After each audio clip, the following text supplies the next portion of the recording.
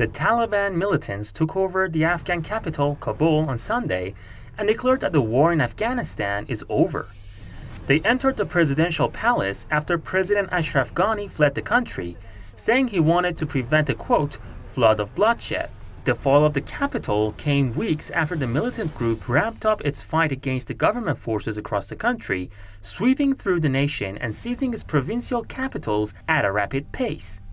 In February 2020, the Taliban struck a deal with the administration of former U.S. President Donald Trump that would have seen U.S. troops withdraw by May 2021 in exchange for security guarantees.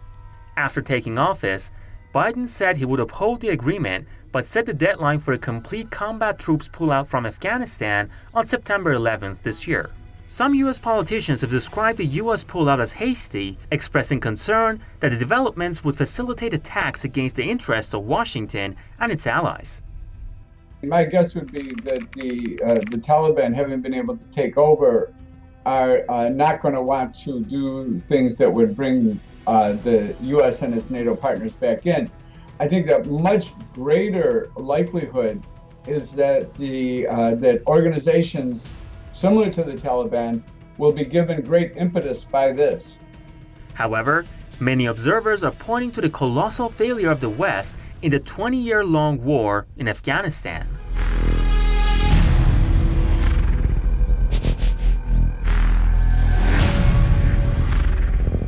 The international community has reacted to the Taliban takeover of the Afghan capital, with some politicians, including those in the West, criticizing the upshot of their 20-year presence in Afghanistan. It is now a given that Al-Qaeda can no longer carry out attacks against the United States from Afghanistan as they did on September 11, 2001.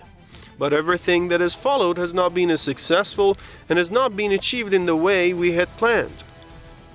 Merkel added that she shared the pain of the families of all troops who were killed in Afghanistan as, quote, it seems like now, like it was all in vain.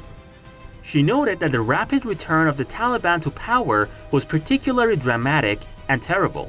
Leader of Merkel's party, Armin Laschet, had earlier called the Afghanistan operation the biggest debacle in NATO's history. U.S. President Joe Biden made a televised speech on Monday addressing criticisms leveled against him for withdrawing U.S. combat troops from Afghanistan. I stand squarely behind my decision.